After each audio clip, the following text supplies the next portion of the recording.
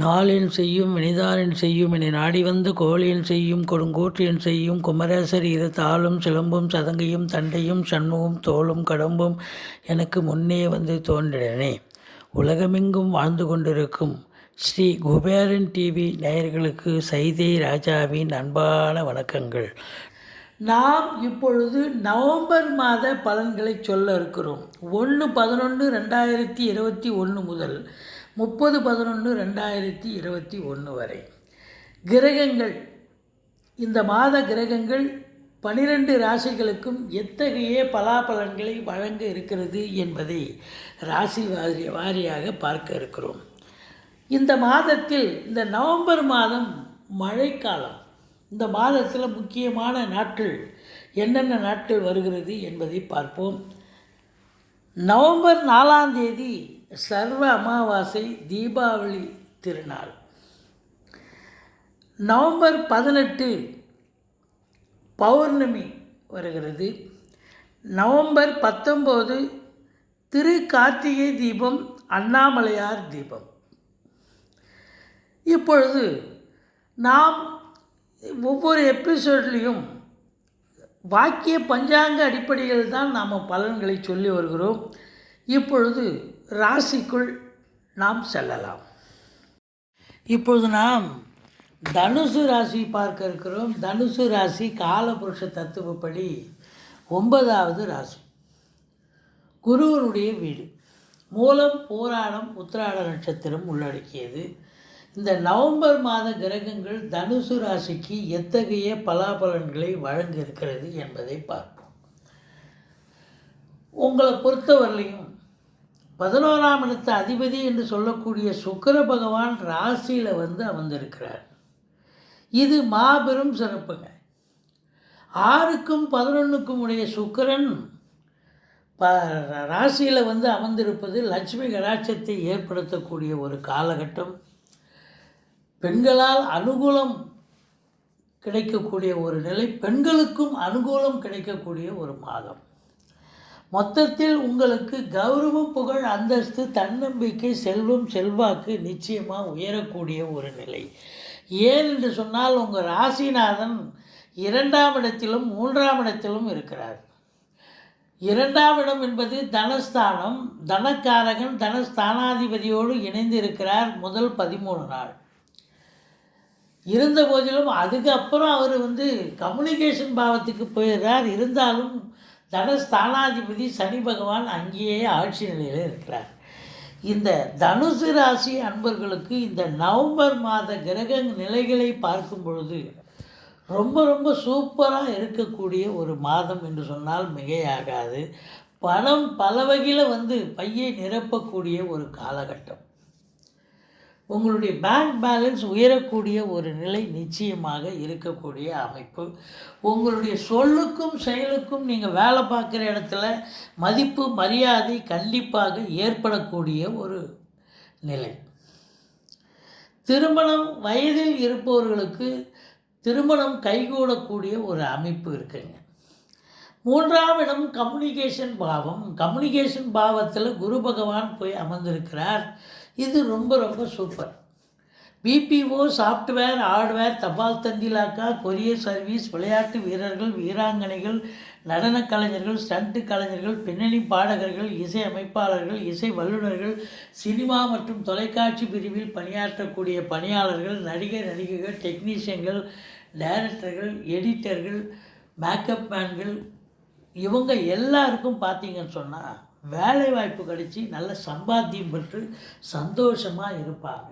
நீங்கள் எடுக்கும் முயற்சிகள் யாவும் 100% வெற்றி பெறும். இளைய சகோதரம் இருந்தால் அவரால் உங்களுக்கு ஆதாயம் உண்டு. தூர தேசத்திலிருந்து நல்ல தகவல் உங்களுக்கு வர இருக்கிறது. 4ஆம் இடத்தை சனி பகவான் பார்க்கிறார். இது மட்டும் சரியில்லைங்க. இந்த தனுசு ராசிக்கு 4ஆம் இடத்தை சனி பகவான் பார்ப்பதால் உங்களுடைய வண்டி வாகனங்கள் செலவு வைக்கக்கூடிய ஒரு மாதம். அப்போ நீங்கள் எச்சரிக்கையாக இருந்துக்கங்க.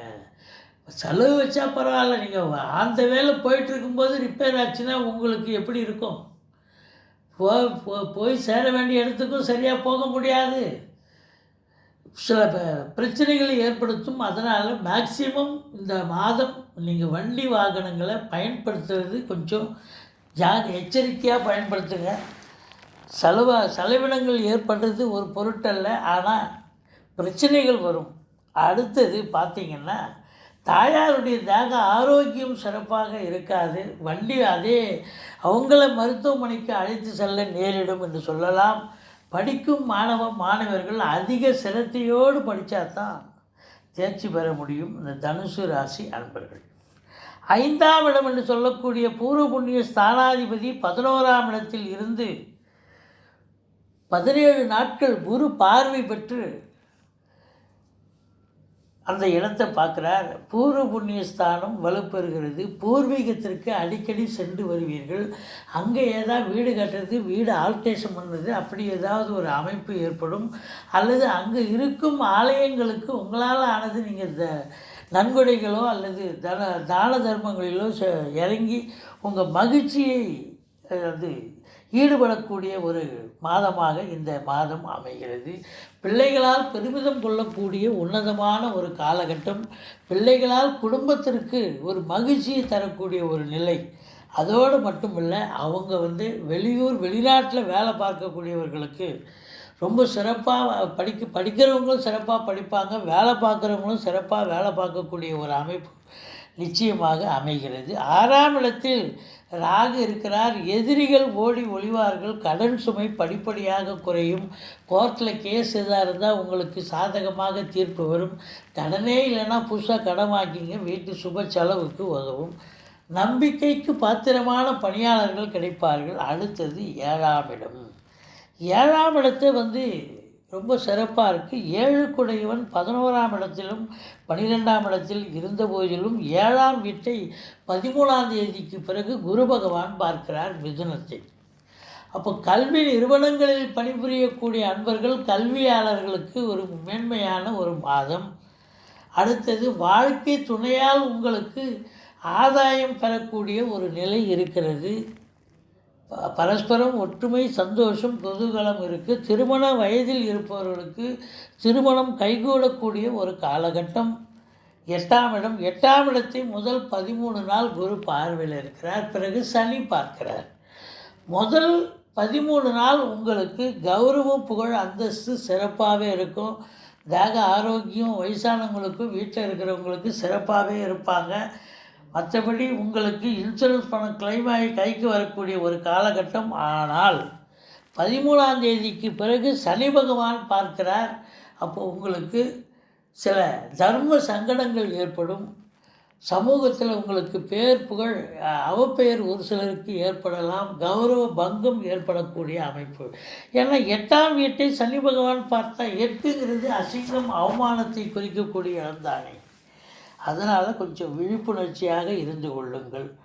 9ஆம் இடத்தை குரு பகவான் பார்க்கிறார் 13ஆம் தேதிக்கு பிறகு. இது மாபெரும் சிறப்புங்க. யோக பாக்கியங்கள் 13ஆம் தேதிக்கு பிறகு நிறைவாகவே இருக்குது.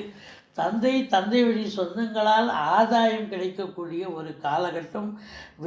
வெளிநாட்டுக்கு போகக்கூடியவர்கள் தாராளமாக போங்க, அங்கே வேலைவாய்ப்பு கிடைக்கும். ஒரு சிலர் ஆன்மீக பயணம், இன்ப சுற்றுலான்னு எப்படி சென்றாலும் உங்களுக்கு ஆத்ம திருப்தியும் சந்தோஷமும் கிடைக்க பெறுவீர்கள் என்று சொன்னால் மிகையாகாது.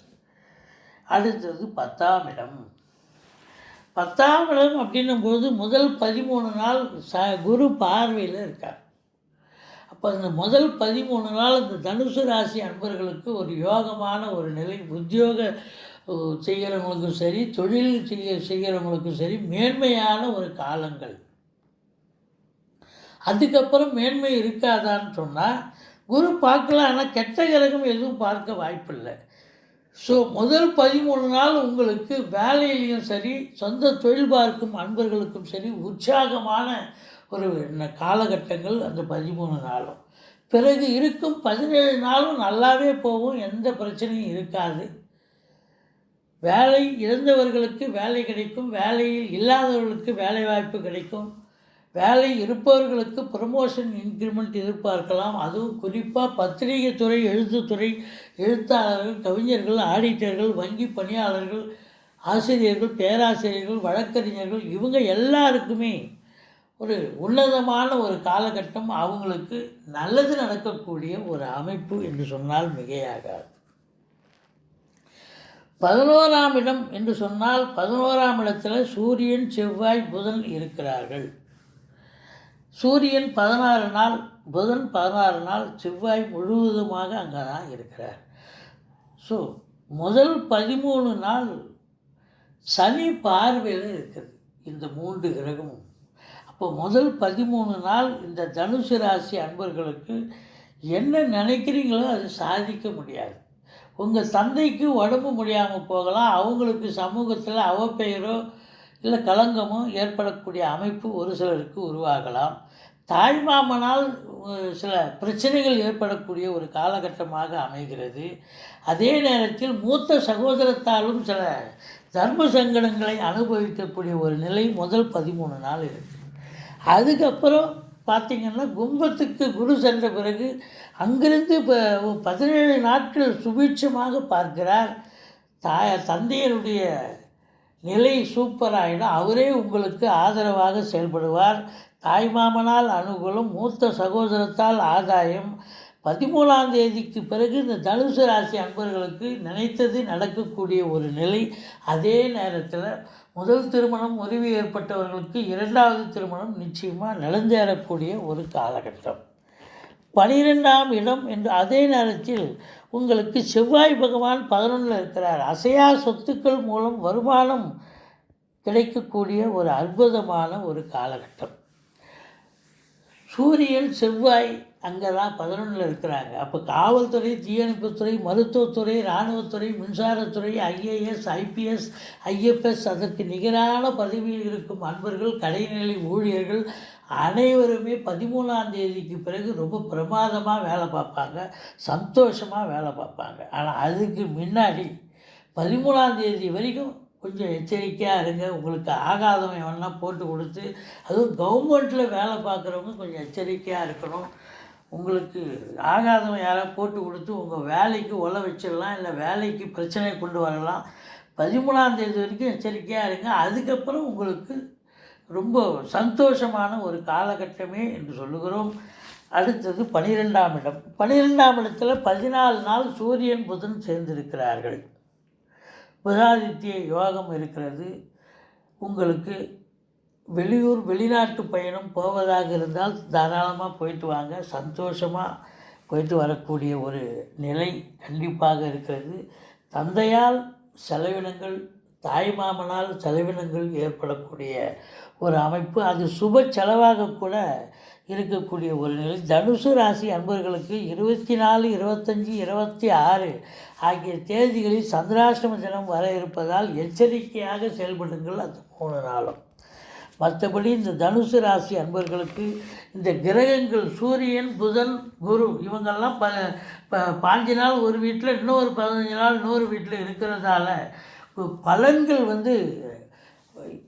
ரெட்டிப்பு பலனாக, அதாவது அங்கே ஒரு பலன் இங்கே ஒரு பலன் அப்படின்னு சொல்லக்கூடிய ஒரு அமைப்பில் இருந்தாலும் தனுசு ராசி அன்பர்களுக்கு இந்த நவம்பர் மாதம் அற்புதமான ஒரு மாதமாக அமைகிறது.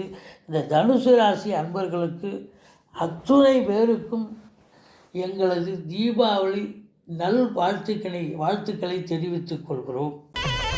ஸ்ரீ குபேரன் டிவியை பார்த்தமைக்கு நன்றிகள். மேலும் இது போன்ற தகவல்களை தெரிந்து கொள்ள ஸ்ரீ குபேரன் டிவியை சப்ஸ்கிரைப் செய்யுங்கள். மறக்காமல் பெல் ஐக்கானை கிளிக் செய்யுங்கள்.